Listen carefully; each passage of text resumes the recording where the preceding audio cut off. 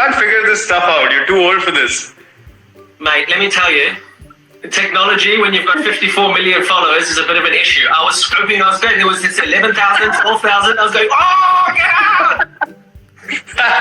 What's happening? How are you? I'm good, buddy. What? Jesus, just tilt the camera up a bit. No. I want to see the top bit. Your missus has been cutting your hair. Oh my goodness. Are you happy with it? Look at that. Looks sharp. It's beautiful. What's that?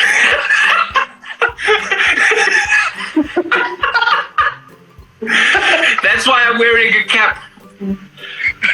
I got some bad. I got half an hour of bad stuff. I had the lawnmower out. I was just gonna say that. How's the family? We're good, buddy. We're good. Where are you? Are you Mumbai or where are you? Yeah, we're at home.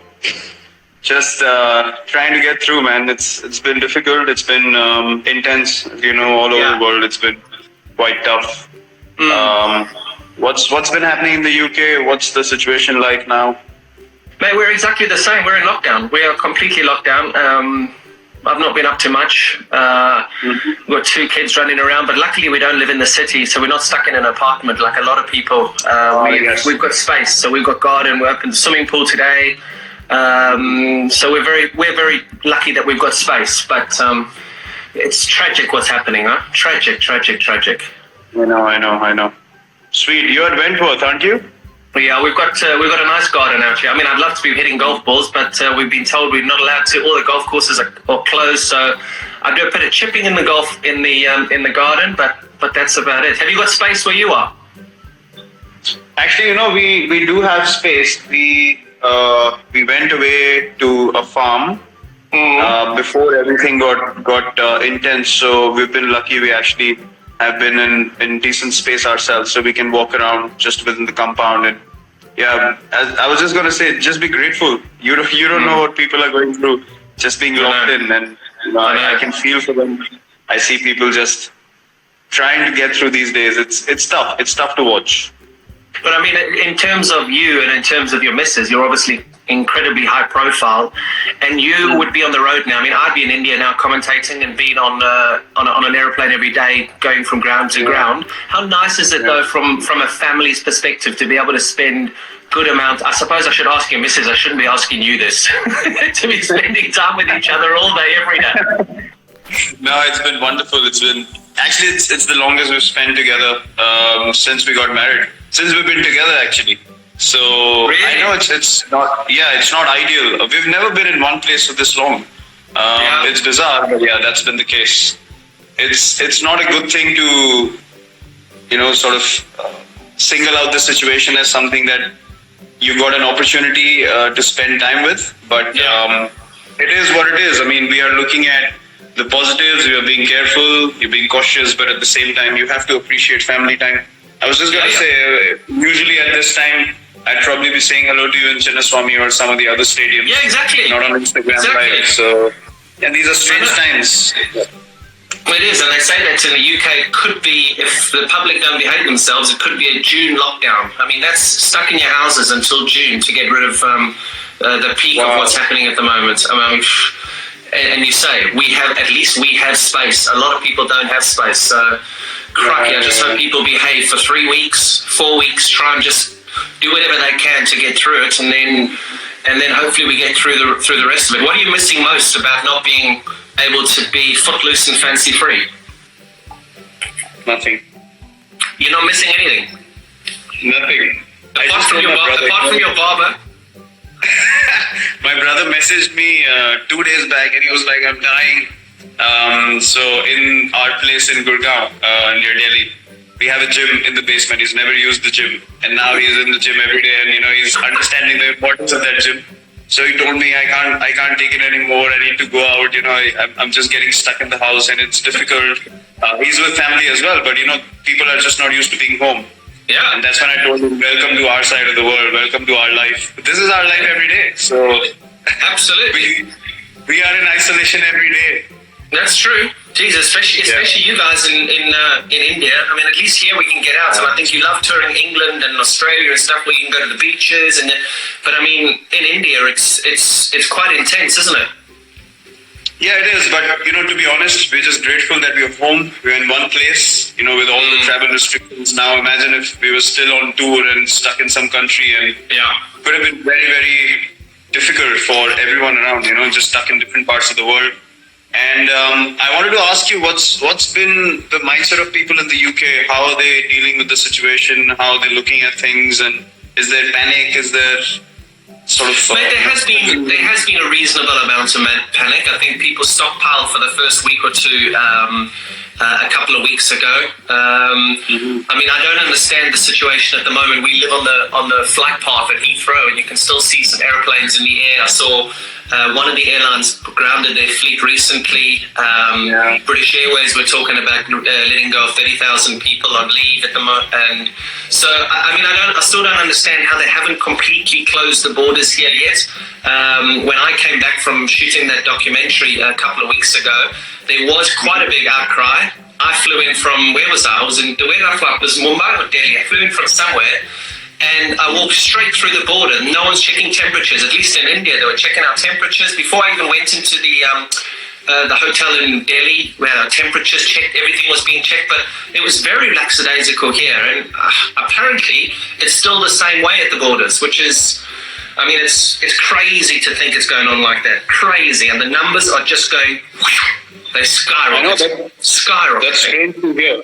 Honestly, our response has been quite good. I mean, apart from few people that you would have seen the videos who haven't really respected the guidelines being laid out, and I just don't understand how that happens. Because if you're looking to address a larger issue, there's a thing of unity that everyone should have, which unfortunately hasn't been the case with everyone. I think 80% of the people have taken it on board, but still those 20% can be a huge issue. Going forward, as you said, the spike is immense going into week 3 and 4. So I just hope that people, get some sense into them and just. Are you training? We actually got all our stuff put into a big car, and we got our stuff here. Everything that, because I knew that if this goes on for longer, you still need to be able to train, and so I've got my lifting Olympic bar and plates, and there's a little garden to run around. And Alright, man. Alright, man. Me and Anushka have been training well. Mate, I've seen it. Don't call it an Olympic bar. You need to be calling it something. Because the last time I saw legs like yours, they were hanging outside the nest. Little pencil legs. Here they are. Little pencil legs. It helps when you got big legs like yours and you still pop a calf muscle. I've never popped my calf in my life. Hey, remember that? It looked like somebody shot me. It was in Pune. I knew I was standing in slips, and I was like, what the hell just happened to him? So no use of big legs if you can't run. I'm sorry. This is very true. And what I'm actually going to say now, leave it guys. Me and Virat are having a conversation here, and I know that there's a lot of people who are very interested in this interview. We're just talking as friends, we're talking as buddies, and we're going to go back to 2009 now. We're going to talk about Bangalore, and we're going to have some fun. This is just Virat and I having some fun. This is not for any journalist to take this on one way or another way and to create ridiculous headlines. So please, if you're going to do that, then it's obviously going to finish off any conversations between people who just want to give normal fans some content. So just please respect the conversation. Hold on. Don't worry about this big lecture because no one's heard you. This is going to go off anyway, so just carry on. Okay, I tried. Yeah, that's good. Listen, RCB. Yeah, go on. Talk to me about the bloke in the middle of the picture that I posted this morning on Instagram. There was a guy that I posted in between that guy that's perfect and pure and has the most amazing beard compared to this guy in 2009. Well, I don't recognize him anymore, to be honest. I do. I know you do. Yeah, I know. Good old days, but we had a lot of fun. We had amazing times together. I think right from 2008. You came in 2009, didn't you? Yeah, 2009 was, I think, that was my first season, yeah. Yeah, 9 and 10 you were with us. Yeah, 2009 is when we really sort of got it going. We really hit off well from day one, and yeah, they were good times. I mean, you obviously came in as the star player, like the big KP, and this all over South Africa, bloody hell. Yeah, but it was fun. I remember all those days and playing with Jock and Dale and Mark Boucher as well. And we had Rahul in our team. We had Anil Kumble, Rahul Dravid, Robin. We had a gun team. Yeah. Manish came on board. Manish Pandey got a century in that season. Really? Got a century there at Centurion Park? Yep. You know what the most... do you remember Jesse Ryder and Rule of Vandermeer? I forgot about those two. Jeez. You cannot forget about both of them in that season. They were the highlight of that whole season. How can you forget both of them? That's true. They were bad news together. Justice. They were a real fun him over. You gave him anything that looked like a bottle of wine, and he just turned into somebody. It was, oh my goodness. It was. I mean, that was funny. I can't really talk about them. Every single time. I get asked a question about you, I always refer to the questions, even though you were a bit of in 2009, you always sat next to the right players who you wanted to learn from the most. You've had a very inquisitive brain when you were sitting next to the Callises, the Kumblays, the Dravi. You just wanted to learn, didn't you? You just wanted to be the best player. Yeah, I mean, it was pretty obvious. I mean, for a youngster, having all of these people around yourself when you came in, you were at the peak of your career, and for me, it was just an opportunity to just absorb as much as I can. If I wanted to go higher and higher, I just had to do it. So, yeah, it was a no-brainer for me. There's different ways you can look at the IPL. Nowadays, there are a lot of youngsters who still ask those questions. I'm not sure of the other teams, but the people that we interact with, the guys in the Indian team, they ask those questions which are, the right questions. So, yeah, it's basically how you look at things, and I always wanted to just be the best version of myself, and learning from you guys was a no-brainer. Did you think that you would become as good as you'd become? Never. I was just talking to my coach the other day, 2 days ago. If someone told me 12 years ago you'll have these numbers after 12 years, I would have told them to get lost. No chance. That's amazing, huh? I mean, just God's been kind. If your mind's in the right place, if you're thinking about the right thing, you have the right kind of vision, and to keep following regardless of all the noise around you, the results follow. If you look at the numbers and keep striving for the numbers, then the numbers go down, the career goes down, everything is lost. So what do you strive? What do you strive for now? Every time you come out and bat, whether it be for RCB or for India, you're just thinking end game is to win, and how do I win this game? You're not thinking about anything. There's no other clutter. Not at all. For me, the most important thing is how can I contribute to make my team win? Because that is what we started playing cricket for. We were really very small. So I don't think why that intent should change, why that mindset should change. It hasn't honestly changed with me.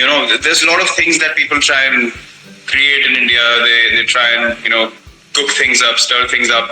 You have experienced that a lot when you were playing as well. So it's basically you just have to block the noise. And whenever I go to bat now, I understand that cricket is a small part of our lives, and I need to be able to make the most of the opportunity that I have in front of me. And I have a larger responsibility now, to be able to maintain this culture of fitness, of taking the team in the right direction. And I mean, you just have to be grateful that you have this opportunity, and you just need to make sure all your energy is in the right place to be able to do that. Where did your nickname Chiku come from? Chiku actually came from, MS has sort of made my nickname famous from behind the stumps. In the stump mics people pick up. They call me Chiku actually like I'm their neighbor or something like that in India. They'll shout out, "Oh, Chiku, once photo please." And I'm like, I have a name. You don't know me, but you can't call me Chiku. Jeez, so when this all finishes, you're going to walk down the street, Chiku! Yeah, I get called out by the name of Chiku all the time. No one calls me Virat anymore. Either Kohli or Chiku. That's it. It's amazing. I come to India and they all call me Peter. I'm saying, who the fuck's Peter? Peter! Peter! Peter! Who's Peter? No, I got this nickname by a coach we had in the state team, actually the Ranji Trophy, our first class teams. And I used to have big cheeks back then. And I had in 2000. Sorry. You used to have what? Big cheeks. Big cheeks. Cheeks, yeah. Thank you. Thanks for clarifying. I didn't hear you correctly. I had big cheeks back then. In 2007, I thought I'm losing hair. My hair's shedding. I'm having a massive hair fall. So I got my hair cut really short, like yours now. I look like a clown, and I have big ears. So my cheeks stood out and my ears stood out. And so we used to have this comic in India, like a comic book when we were growing up called Champak. It was called Champak. Yeah. And there was a rabbit in that comic. That character's name was Chiku. So the coach called me Chiku the rabbit because I had big ears. So that's where the nickname came from. And then people started taking it up and, it went up to God knows where. Brilliant. And tell me, RCB, a lot of people, since this thing went out, I've had such a busy phone in the last 24 hours. I mean, it's crazy. Why? And one of the big things was they want to ask, why have RCB not won a title yet? I mean, we get asked it all the time. We have to try and explain it in the commentary box. It's like, oh my God, geez, just stop asking the same question. Do you get sick of the same questions? Look, when you have in like history in the previous seasons as well, when you've had the biggest players who played for RCB, obviously there's going to be much more attention on the team. Now you see, even with this team, myself, AB, Chris Gale, Dale had played recently as well, and all these big players have played for RCB. So we're always going to be more in focus. But we actually spoke about it. We've reached 3 finals. We haven't won either single one of them. We've reached 3 semi-finals. But those things are irrelevant. Those things are irrelevant. As till the time you don't win that title. So, look, we feel the same as everyone. To be honest, we keep talking about the team that we have. Even when we've had the best teams, we've just not been able to do it. But that's one of our main goals. We actually deserve to win a title, to be honest, because. Is that something that you are focused on now? We'll move on to Indian cricket in a minute, but is that something that, you've achieved almost every single thing in the game. Your numbers are crazy. Do you really want to win an IPL? Actually, I've realized something, that to go after something so badly, it keeps running away from you. And I remember all the times when we've done well in the RCB, we've never thought of whether we're going to win the IPL or whether we're going to reach the semis or knockouts or anything like that. But it's just that added pressure. Whenever we've played in the recent past, we've just thought, this is the season, and it's just blown us all over the place. So I think we just need to get that joy back. And at this stage of my life, to be honest, I give everything that I have on the field.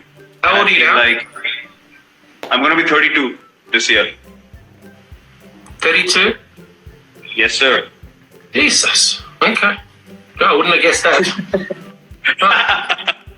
I would have get 38, 39, somewhere around there. 31. I'm 88 born, so how old am I now? 89, 90, 91. I can't even count. I was shit at maths. There's the headline tomorrow. Virat doesn't know how old he is. I'm 31. I'm 31 at the moment. If that's as bad as it gets, then we've done really well in this session. I'm 31. 31? Yeah. Okay. We get on to Indian cricket, and we talked about your transformation from 2009 to the person that you are now, and how fit you are, and how structured you are, and how much you train. Was that something that you desperately wanted to bring to Indian cricket? I remember playing against India when my first time I played against India was 2006. We toured India after that 2005 Ashes, and there was Tendulkar, Laxman, Dravid, Kumble, Harbhajan, Ajit Agarkar, Zahir Khan, Ashish Nehra. All these guys were playing. And you'd hit it to extra cover and you'd run 4. Yes, no problem. You just run 4. Whereas now, the team that you've got, you hit it to extra cover, you don't even think about running. Is that something that you've been so focused on and dedicated to bringing to Indian cricket, that strive to make sure that in the field, we're the best? Look, I started playing in 2008. I saw 2009, 10. 11 is when we won the World Cup. When you played that shit shot and we drew the game in Bangalore. 11 is when I got you out stumped down the leg side with pulling a leg. We're gonna get there. Just talk about you. Okay. So I saw 2009, 10, 11. These were my regular years with India. and then 12, that England tour when we came to England 2011. Yeah. We lost badly there. You did. 2012, 2012 Australia tour was a difficult one as well. So I thought, there's always a natural transition that happens in every team. And I was lucky that I was in the center of that transition when it was happening. And I got the opportunity to see both sides of things, like what we were lacking as a side and what the world was catching up on, and they were becoming far more superior compared to us. So the plan was clear. I mean, when the next lot of players come in, this is the direction we're going to go in. And to be honest, I was lucky that, I played with a group of players who were driven, similar age group, and together from number 7 or 8 in the world in Test cricket. For 3 years now, we've been number 1. So it's been quite an astonishing journey. It's quite unbelievable, to be honest, because we had no experience and we beat everyone, most places. We competed everywhere we went in the world, and it's just that to be able to come to the top of world cricket again has been a great journey. But then again, it gave us a vision, a goal to achieve, and all our focus was towards that. And with the IPL, you see a lot of teams that come to India now, and they're a lot more competitive. I remember we came to India and actually beat India in 2011, 2012, and that's because a lot of us actually feel at home in India as foreigners. True. India have an issue traveling abroad. They have a real issue traveling abroad. What do you think the biggest issue for you guys is traveling abroad? I'm talking results. Now, to be honest, before when we used to tour, it used to happen sporadically. Like we would come to England every 3 or 4 years, and in between there was nothing. But India, you guys would come every year for the IPL and get used to the conditions and so on and so forth. But now, when there's so much cricket happening, we don't feel any conditions are alien, to be honest. Now, I feel like traveling to other countries and playing at home is a level field. Anyone can beat anyone anywhere. Because we're playing each other so much in different conditions all the time. Australia, I remember we went to Australia for a whole tour, and then suddenly 3 weeks after that, they were in India playing ODIs against us. Yeah. That would never happen before. So now it's not a question of whether we know the conditions or not. It's all about the mindset, the fatigue, whether you play too much cricket, whether you're ready mentally, physically or not. So I think those are the challenges now. Now we don't feel like any condition is sort of alien to us, and that I think is the most exciting part. Do you feel like you play too much? I remember in my career, I was having huge arguments and disagreements with the ECB because of my schedule. And all I wanted the ECB to manage was my schedule, because I was playing every T20 game, every one-day international, every test match cricket, and I didn't want to miss out on the IPL, which is what guys don't miss out on now. Do you feel like you play too much cricket? Look, I've been taking breaks, honestly. I felt like last 2-3 seasons I was doing too much, so I started taking breaks every now and then, T20 matches here and there, maybe a ODI series here and there, because I didn't want to miss any test cricket, to be honest.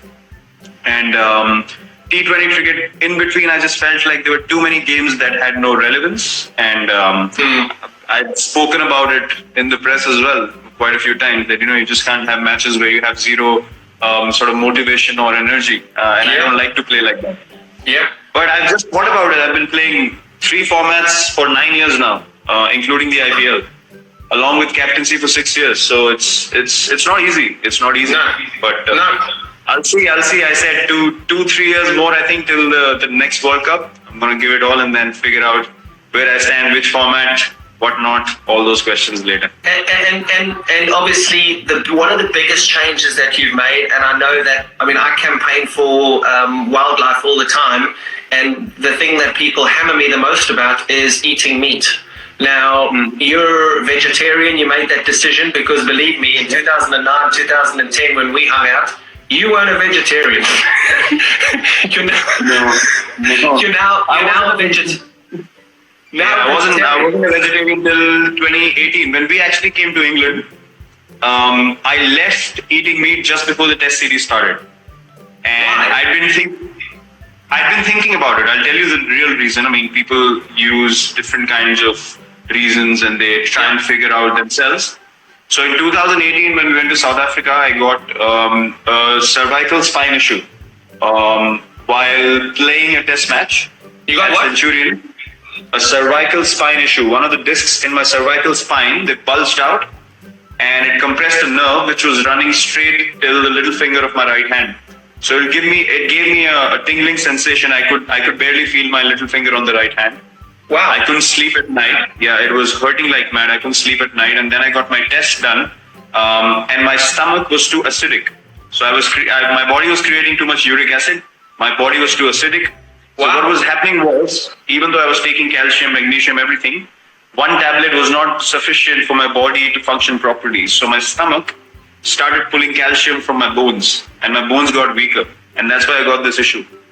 So that's why I stopped eating meat completely in the middle of the England tour to cut down that uric acid and the acidity in my body. And then I've never felt better in my life, to be honest. I felt amazing. It's almost been 2 years now and it's the best decision I've taken in my life. Really? It's amazing. I mean, you look amazing. And I've tried that now. So I've seen all this and I watched that film, that Game Changers or whatever, that film. Yeah, I think you were part of that film. And I have vegetarian days. Jess and I have vegetarian days at home. And you do feel so light. You feel amazing, don't you? Yeah, amazing. I mean, I've never felt better waking up.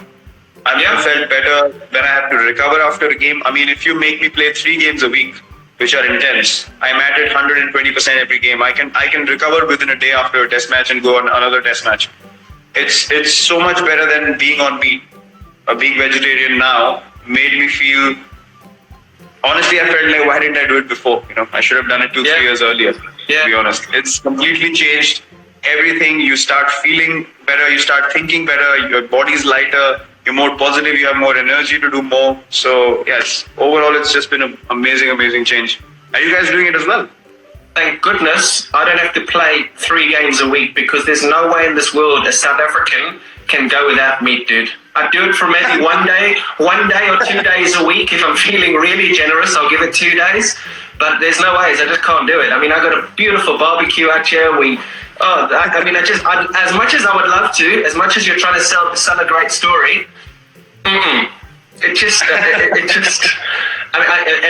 do feel great. And that movie, mate, that Game Changers film that I watched, it really does paint a really good picture. But I just couldn't do it, mate. Couldn't do it. No way. Yeah, you talk about that ability to be able to turn on every single day. I was running on a treadmill in I don't know where it was, and MS came and jumped on the treadmill next to me. And first of all, to see MS in the gym at that stage, I was like, oh, Jesus, what are you doing in here? And we started talking about you and started talking about your leadership, because at the time that he was just starting to finish in that. And he said one of the things that he said that would interest him would be whether or not you would be able to maintain that energy on the field, that excitement on the field, that aggressive leadership on the field. And I said to him, I said, Jesus, I said, surely you cannot love cricket that much that you want to just start swinging punches every time you walk out onto the field. and you've done it. Why is it because of your diet, or is it because of what's in between your ears? Not that there's much there. What is it? Yeah, there's a bit of crazy up here as well. I wouldn't deny it. I know. But look, as I said, I mean, I know, and you can ask MS that as well. When I played under MS, I was in his ears every over. Maybe we can do this. Maybe we can do that. If, there was a time where you had to field on the boundary, I would run from long on to long on. I wanted to be in the right place at the right time. Even now, even if I'm captain or not, I don't think standing on the field I need to behave myself because I'm captain. I need to be able to enjoy the game first and think about strategy and all that later, because that is who I am. So I cannot play any other way. I will give 120% every ball. And I made a promise to myself, the day I stop feeling like I can do it, I'll stop playing. I want to be able to play till the time I play the way I play right now. Oh, with the same intensity. so we're going to have to keep talking over the next few years about how you want us to jump in a UFC ring every time you up on a cricket field. I just like to get it going. I was going to swear a little bit, but I'll stop. That's what my teammates and bowlers say as well. They say you celebrate more than us when we take a wicket. I mean, I said I can't control myself. It's a good thing. It's a good thing, yeah. I spoke to Rohit last week, and we were talking about sledging, and we were talking about aggression on the field, and he said, well, we do have a fairly aggressive leader. And I just started pissing myself. I was like, oh, yes, just a very... I mean, that helps. Yeah, that surely helps. That surely helps. Anyone who's feeling a bit, whether I should say something or not, they just need to look at me and say, no problems, go for it. But clearly you love the dudes off the field, and you just get into that. It's called white line fever, isn't it? Where you get over that white line, and I know there's millions of people who are going to watch this and are seeing this. You just have the white line fever where you will just do anything within the rules to win the game for India. It's simple. Yep, absolutely. And it's look, I've known you. I've known you for a lot of years now, and people say, I've experienced something very strongly. When people don't know you, they have a very, very different picture of you that they paint in their heads. And I have no problems in people thinking that the person might be like this. But when you don't know the person, when you haven't interacted with the person, for someone to say that the guy is like that, I don't agree with that, because you can't create a reality for someone else in your own head and then treat them accordingly. I never do that. I would meet people. I would get to know you, even though I see your body language on the field and I feel like, oh, that doesn't seem really nice. But if you meet me outside the field and we got along, I got along with Bouch. There were different views about Bouch as well. I got along with him amazingly well, with you as well. So it's about accepting people the way they are, and I think that's important.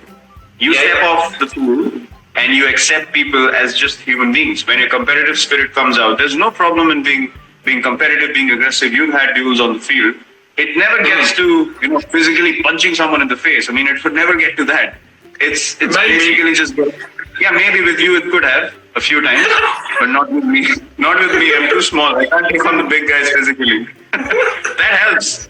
Does the IPL and the friendships that you've created in the IPL make it a little bit more difficult to, when you're playing against Australia, to give a volley to a teammate in another opposition, or does it not matter? When you play for India, you're playing for India, and I don't care if you play for RCB with me, without me, whatever it is, I'm going to beat you, and that's it.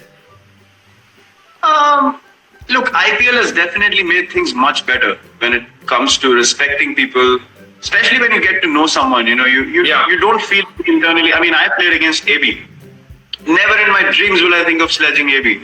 It just won't come to me naturally. Yeah. I would just say, okay, if an opportunity comes to me, I'm trying to take that opportunity with both my hands any day of the week. I want to get him out, but I won't get into his face in a way that, it can spoil our friendship, our relationship, because you understand at the end of the day, those things last you longer in life. So whoever you get to know, obviously, it's a mutual respect. Both ways, the line is not crossed. But otherwise, we're always looking for something spicy to get into the zone eventually, because you want to be at your best. And if that's what gets you, why not? What's been your most fun innings? I'm not going to ask you what's been your best innings. What's been your most fun innings? Because I actually got asked this in an interview a couple of months ago. I was doing something and I said, what's been your most fun innings? And I was like, shit, I've never been asked this before. It's always, what's your best innings? What had the most impact? What's been the most fun? The one where you just got, that was so much fun. It's just like, Jesus, I just got there and I just went bang, bang, bang, bang. Do you have any? It's a tough question, isn't it? Yeah, I do have one. It was against Kings 11 in the IPL. It was, I think, a a 14 over game or 15 over game, and I got 112 overs. I remember. And yeah, so that was one of the days where I felt like, geez, I'm just connecting everything, and you just felt like you couldn't get out. And I've never felt like that before. Just to be able to hit every ball and not have that fear of getting out, it was amazing. So that has been my most fun innings. What about you? And talking, mate, it was such a long time ago. Huh? Do you remember? No, I'm sure you don't remember any of your innings after I got you out. Stump. I was going to talk about your bowling there, but the one before I get to your beautiful length that you used to bowl and that very very very traditional action. Excellent.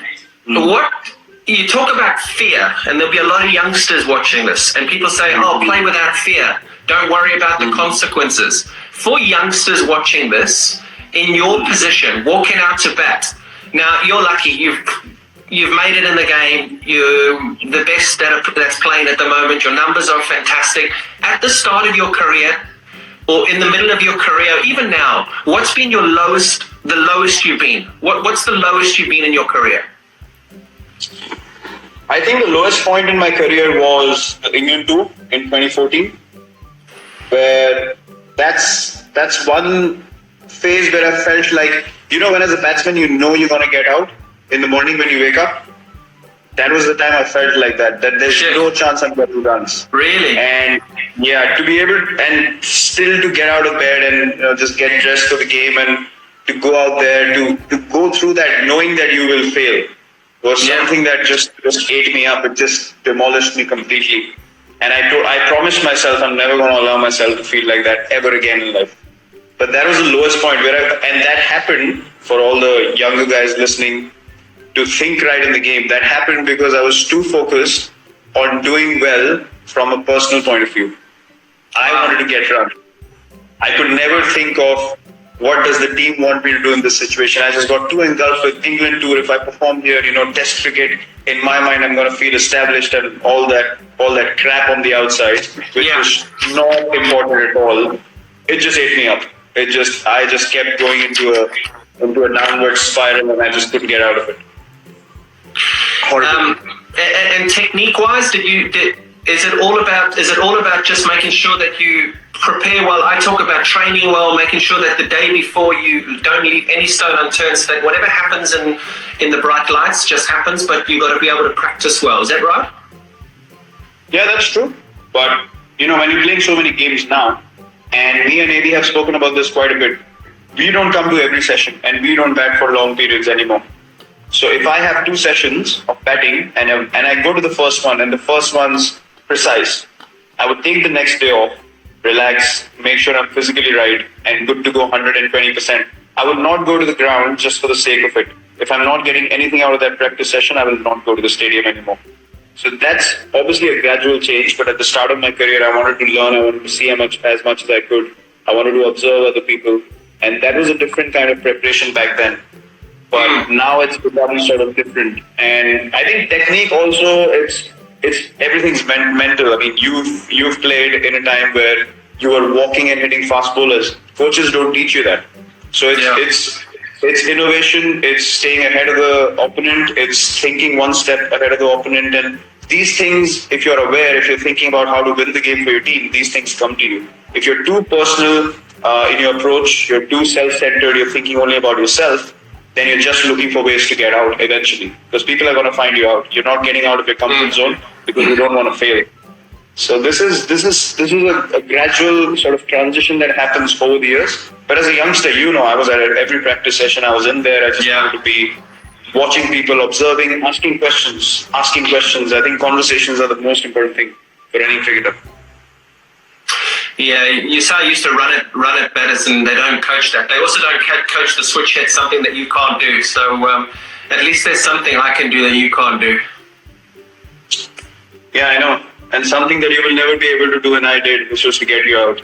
that's very easy. I just want to tell every single person watching this that I would love to show you our WhatsApps. He's mentioned about 75,000 times in the last 3 or 4 days since we said we'd do this interview. When can I talk about how I got you out? When can I? And I can't remember. You can't remember? I don't know exactly. I think it was Southampton T20, if I'm not wrong. You stumped I'm down the not leg sure. side. It was your famous one leg flick where you took your back leg off the crease and MS got you stumped. And by the way, I'm the only bowler in cricket history. Know this. I'm the only bowler in the history of cricket to get a wicket in international cricket without bowling a legitimate delivery, and you were the batsman. I got you stumped on a wide ball. It was 0 balls, 1 wide, 1 wicket. No one's done that. No one. Wow, thank you so much. The thing is, there's method in my madness, mate. I just wanted to be able to produce something for you that was something we could talk about if in the future years. When you join us in the commentary box, it'll be something we talk about, that we show. I mean, it's friendship. You know, I saw you walking off, and you played with me 2 years, and you wouldn't even look at me. I was celebrating. You were so embarrassed. You just looked down and you walked away. And I laughed so hard after that game. I was like, bloody hell, he didn't want to look at me because I would have laughed in your face. Oh, wow. I think I might have broken a bat there, actually, because I just thought, Jesus, I can just see this coming. Forever, he's going to abuse me. Forever. And it's still happening. And that was, 9 years ago. Prick. The thing is, as well, it's MS too. So, I mean, I was having some fun with commentary with MS a few years ago. And Jesus, he never got me out. So there's a lot of people who'll be watching this too that always say, oh, you're MS Dhoni's first test wicket. I referred it and it was not out, remember? Yeah. And they were, I'm your first test wicket, I'm your first test. He even fucking said it on commentary when I was interviewing Mike Guggle. Look, the thing is, MS has a point because it came up on the stump mics, but nothing came up on the hot spot. So he has a point. Bullshit. Don't you start backing him. Yours was out. You got me out. He never got me out. Mine was legitimate. You can never question that. You didn't even look to go back. You just walked off. No, I was never getting out to MS. To you, I don't mind. But at least that action, I could at least sort of talk about. Well, I didn't really pick it up. It came at an angle. It came at that kind of angle. MS had a bit of a conventional thing, so I was like, I cannot get out to that. That is filth. That was the fast bowling. Who's the best? Who's your favorite batting partner? Before we'll finish off with fans on social media now. Hmm? Who's your favorite batting partner? Favorite batting partner? 2 people that I've enjoyed the most batting with. I love guys who can run really well and who understand my calling and intent to run. So I think MS, when playing for India, we've run the best together, and AB otherwise. I mean, AB and me are like, we don't even need to say anything. It's just the partnership flows. We don't talk cricket as well in between, and it's just amazing. Yeah. Brother, I've got a load of stuff here that I just want to go over, just fans, social media, and I mean, I suppose we play to entertain. We play for the fans. We're sitting in a situation at the moment where we're having to entertain on Instagram Live because you can't go and slap bowlers all over the Chinnaswamy Stadium because of what's happening in the world. But how important are fans to you? How important? I mean, I just did a little thing here now. Social media. I looked on Instagram now. Ronaldo, 210 million followers. Messi, 146 million followers. You've got 53 million followers. You've got Federer at 7 million, Hamilton at 15 million, Tom Brady at 7 million, McIlroy at 2 million, Bolt at 9 million. Mm-hmm. Does that come with responsibility? It does. Honestly, I see a lot of backing and love from genuine fans on social media now. The good thing about social media now is that they're able to show you that support and that love in times that other people are not really willing to. So I think I've felt this over the years that, the number of people that like you and that appreciate what you do, their intent, their energy, it really motivates you and it pushes you in the right direction, to be honest. Because without their contribution, without their energy and them wishing well for you, you wouldn't be able to do what you're doing on a daily basis. There's no chance to be able to get this motivation every day. You walk into a stadium, people are just shouting your name, 30, 40,000 of them. You just get into a zone. There's no denying that. So I mean, these are things that you can't replicate anywhere else, and I absolutely have total respect for that. Fans that genuinely love the game, genuinely love what you do, and they respect good and bad equally. Hats off to them, honestly. Big respect. I tell you something, you talk about the fans going crazy. I mean, when you walk on the field anywhere in India or wherever, I mean, it's chaos. And I remember playing with Tendulkar, with Sehwag, with Yuvi and MS, and it being exactly the same way. One thing I will tell you is that when that happens now and you say you get into the zone, just appreciate it, because I think there's one thing that I miss. I remember playing all those days and you walk onto the field. I remember just playing at the Ferocia Kotla for Delhi and having that one bumper season, and for the rest of the time it was just like every time I walked out, like you've got to just, you really have got to just, you've almost got to just bottle it up and just remember it, because dude, those are the best days of your life when people are going crazy like that. Absolutely, I totally agree with you. I think these are things that one needs to appreciate. We are a bunch of the lucky few that get to experience this. Yeah. Even today, with, you speak about difficult times now, and you understand that the kind of place you are in right now, you said you have space to move around, you have a garden, you have a pool. I see the current situation where people don't have jobs, they're struggling on a daily basis. Yeah. You can't have any other feeling than to be grateful. Just have the most amount of gratitude you can, because God has put us in a place where we don't have to go through those moments. And if in this place as well we sit down and complain about things, I don't think that that's fair. So just looking at what's happening all over the world, it just makes you feel, where was I really heading? Which direction does my life really want to go in? And I think this time will really make us all reflect on it. So yeah, this is indeed a blessing that we have. I'm going to finish off now. We're going to finish off just with some fans' questions. I went through a load of them. There's about 5 or 6 here, and then I just want one other thing, and then you're done and dusted. You can go back to sweeping the floor and mopping your bathroom. Ronaldo or Messi? Ronaldo. Why? Work ethic, drive, passion, all the crap, noise on the outside, deflect it, move ahead, know what you need to do, and just get done.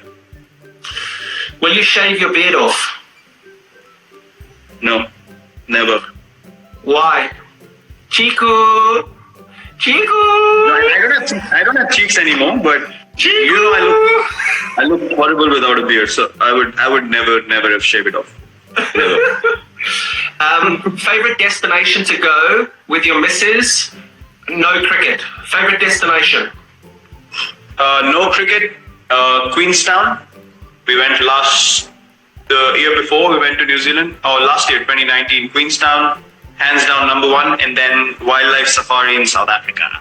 We need to come to your lodge next. Yeah, well, let's hope we get some time. It's crazy there. I mean, it's amazing. The whole tourism industry, the whole travel industry. I mean, there in Kaziranga, where I was a couple of weeks ago, that's completely shut down for tourism. And then South Africa is completely shut for tourism. And goodness, I mean, so many of my mates there now. I mean, we've had to close our lodge. We're looking after our staff and making sure that they've got 100% pay, because they are just amazing. But geez, it's a sad situation. But you'll do that. You guys will get out there for sure. Favorite cricketing memory? Actually, coincidentally, you just called me on the day that we won the World Cup, so that has to be the favorite cricketing memory for me. Was that 2011? Yeah, today. Really? Okay. What a day to call, KB! And I'll only like this one if you answer it the right way. Now be very careful how you answer this, because this could end badly for you. Your favorite commentator? My favorite commentator is... It's easy.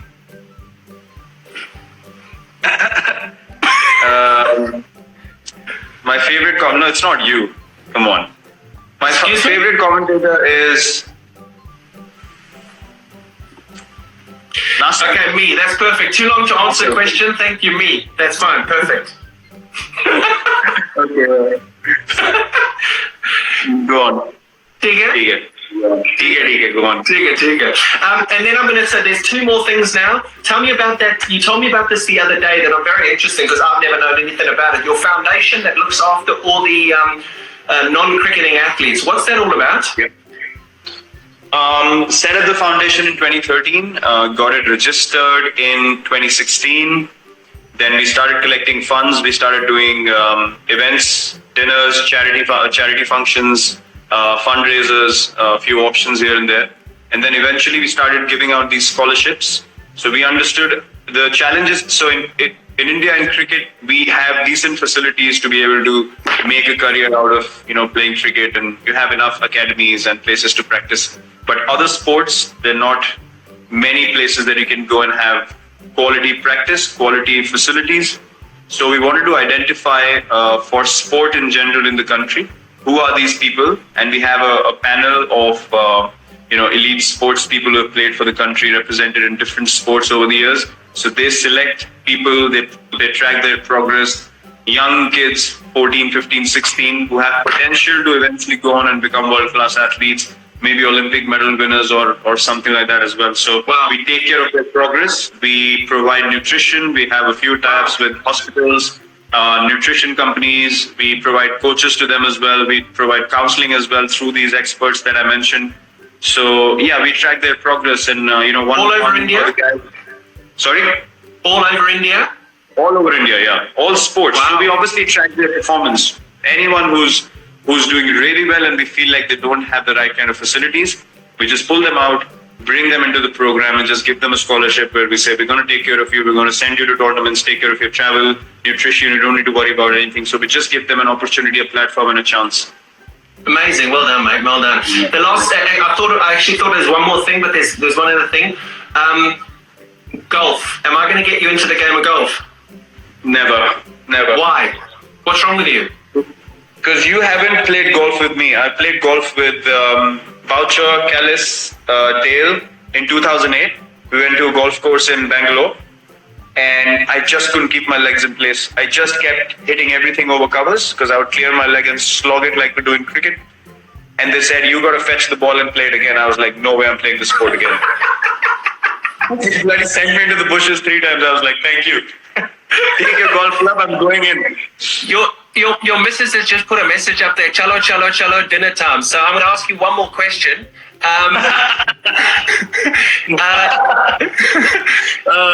Beautiful. The last one, and I think probably the most important, your favorite form of the game and why? Test cricket. 5 times. Amazing. Why, buddy? Yeah. Why? Because Test cricket for me is actually it's a representation of life. To be honest, you gotta keep going when you don't score runs. You gotta clap for everyone else when you haven't scored a run. You gotta give everything that you have. You gotta go back into your room, have that same routine, wake up every morning, come out to play whether you've done well or not. And in life, you have to do the same. You just don't have an option of not competing or not participating. So for me, Test cricket is life, and I've learned the most. Playing Test cricket, it's made me a better person. Amazing. And you know what? I said that the other day when they said that they wanted 4-day test matches and you came out very strongly and you said, no, I'm not interested in 4-day test matches. I only wanted 5-day test matches. They tried to get me to do something quite lengthy in a debate show. And I said, guys, the facts of the matter are that Virat doesn't want 4-day test matches. So 4-day test matches ain't happening. And on that note, go and enjoy your vegetables. Have a banana. Cheers. I love you, brother. Cheers, KB. Thanks. Good to see you. Bye, buddy. Bye, mate. Bye. Cheers.